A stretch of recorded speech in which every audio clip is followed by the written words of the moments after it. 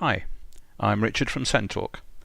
I'd like to talk to you about some of the myths about autism which have developed over the years. You may hear some of these from friends, from family members, you may read them in publications, you may even hear them at school. I'd like to look at a few of those myths and also identify the facts that relate to them. Let's start off with one of the most popular myths, that only boys are autistic. This is a complete myth. Girls can be autistic as well as boys, but there are differences. Girls have quite different characteristics, and at the moment a lot of the diagnosis tools are very much based on identifying boys with autism. What we need are different assessment tools which can help to identify girls who are autistic. The other reason that girls are maybe not being diagnosed as much is that they are said to be better at masking. This is strategies or actions that they learn which makes them fit in more with the people around them, and as a result they might not be identified as possibly autistic and put forward for a diagnosis. And as a result of this, they're not being reported by teachers for possible diagnosis or support. It's about 3 times as many boys to girls who are actually being diagnosed. And this is noticeable in schools, where in the older age groups you have apparently a smaller number of girls than boys who have been diagnosed and have got the support. But in the early years and the beginnings of primary and school, you get a much higher proportion.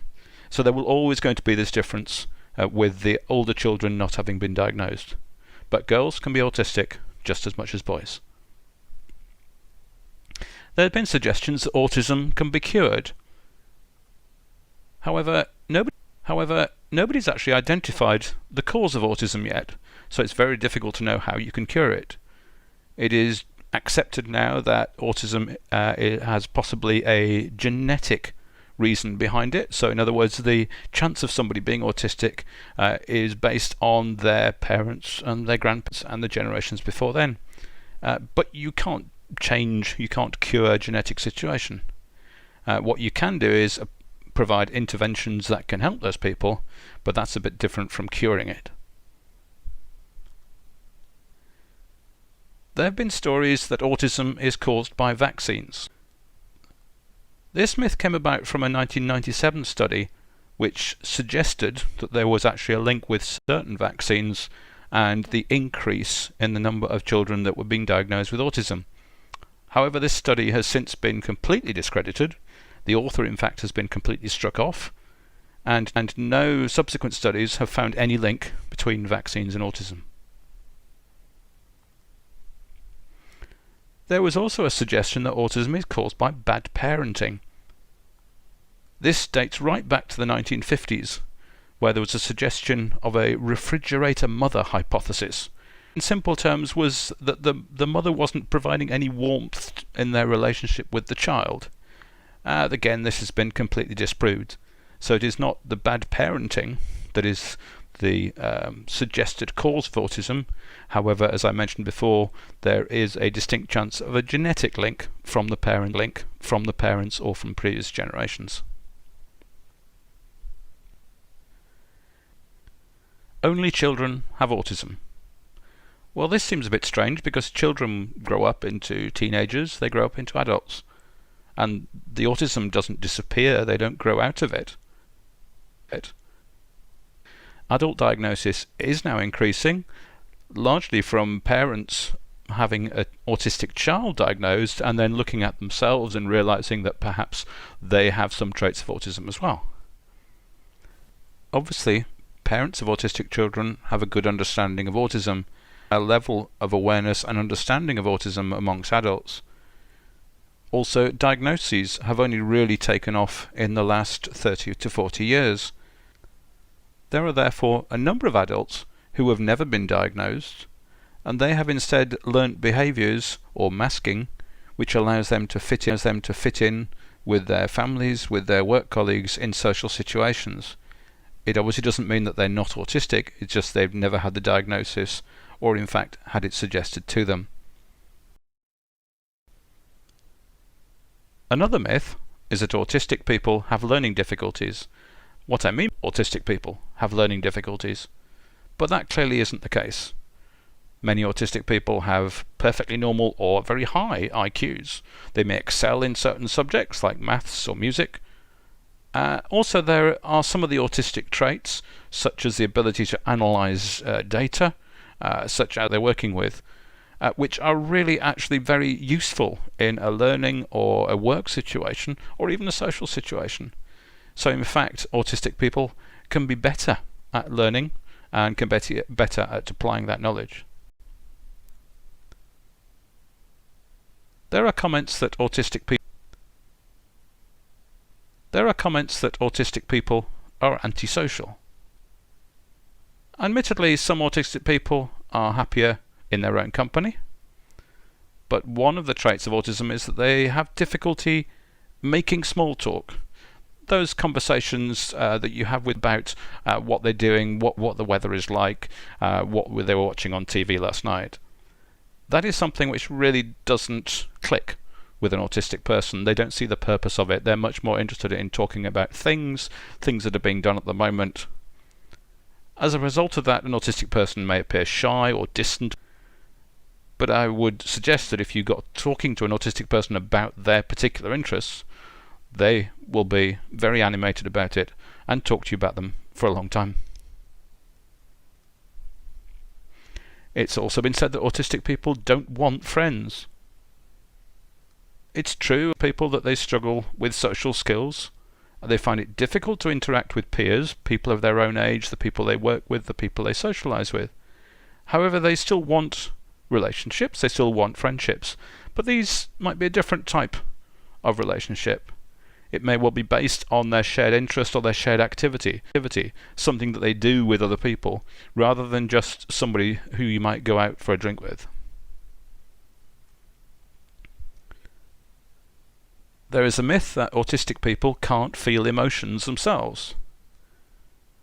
They can feel emotions, and sometimes they feel those emotions very strongly indeed. However, they communicate them differently to other people. They use a different language to express their emotions or to talk about them, so they won't necessarily have the same conversations as neurotypical people who aren't autistic.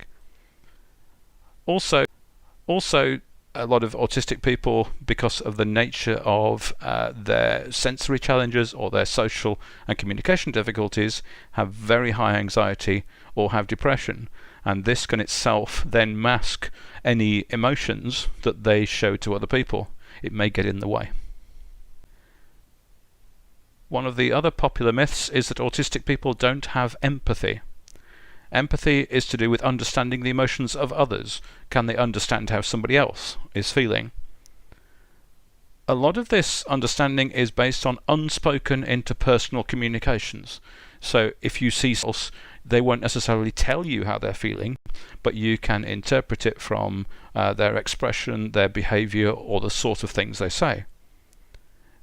Autistic people have a very different experience of the world. They will understand other people's emotions, but perhaps the conversations that they have with people need to be more direct. People need to explain their feelings in very simple terms and not talk around the houses. If it's explained to them simply, they will obviously understand. There is also an idea coming up now which is called double empathy. And what this is suggesting is that neurotypical people understand neurotypical people's emotions, and equally autistic people understand other autistic people's emotions. However, because of their different ways of seeing the world, when you try and get an autistic person to understand a neurotypical person's emotions, it becomes difficult because they're not talking that same language.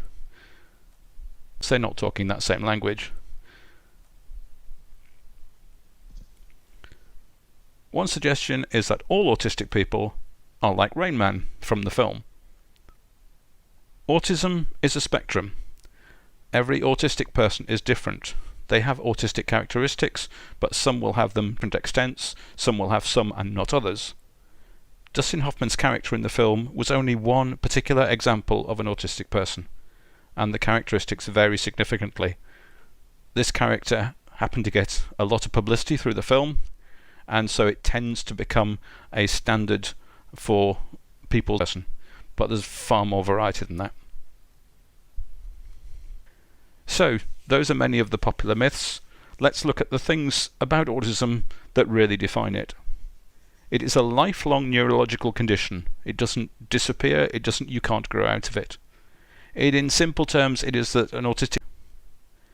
At the moment, it's thought that 1 in 100 people in the UK is autistic. That means about 700,000 people. These are from all nationalities, ages, cultures, religions and social backgrounds. There is no particular part of society that has more autistic people than others.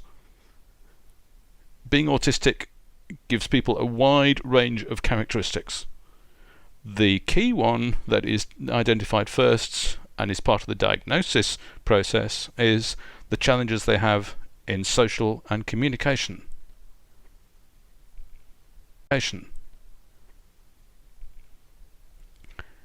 Autistic people see, hear and feel the world differently. They may well have sensory challenges: sound, touch, taste, smell, light, colour, temperature or pain. They can be very sensitive to that or undersensitive to those. Around in the world, doing their job, being at home, extremely difficult. And this is where accommodations are really useful to reduce those challenges.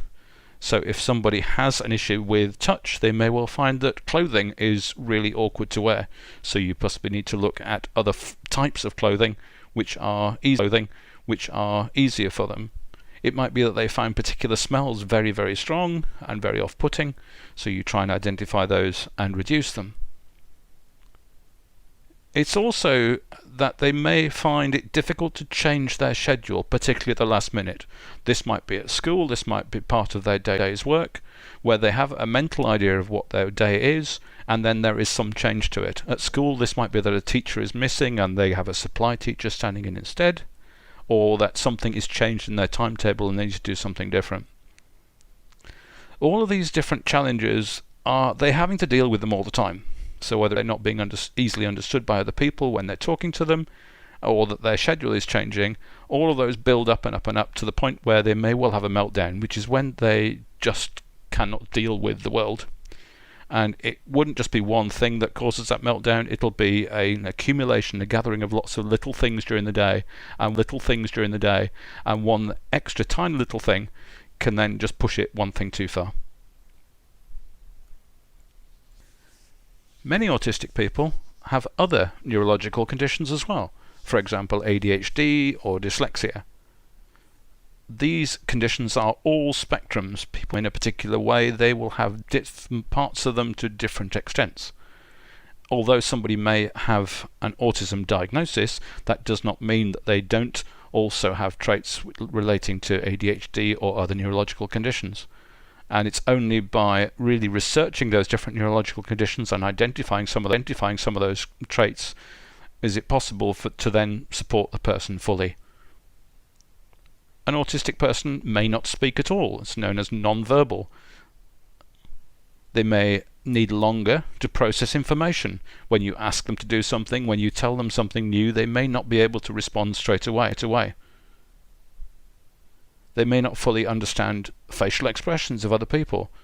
What they would really respond to would be an explanation of how people are feeling instead. Autistic people may have repetitive behaviours or stimming to manage their anxiety. This might be a bodily movement, like flapping the hands, a vocalization as they are doing things, or it can be a fidgeting or wanting to touch particular surfaces. But there are a lot of positive traits of being autistic. It's like looking into information in great detail. They can be very focused on a task for a long period of time, and they are very honest and non-judgmental people. Also, a lot of autistic people have very highly focused interests in a particular area.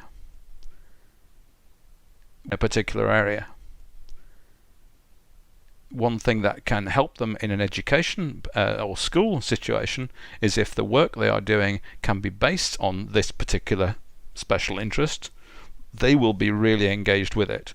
If the work is based on something they're not interested in, then they might well push it aside and really. In a working situation, if they can get a job or work in an area which involves their special interests, then you will have real job commitment and really effective use of their time and be a really good employee for the organisation.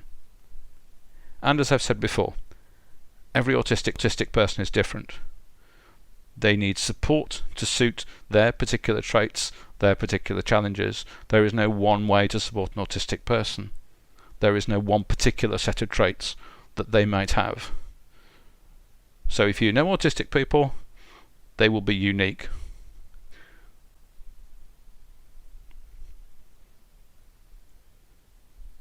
So there you have some of the myths about autism and the real facts behind them, and also a few points to describe what autism really is and how an autistic person can be supported. A lot of advice for you. We run activities and provide lots of information resources and have a large network of professionals who can support both children and adults. So please do get into contact with us.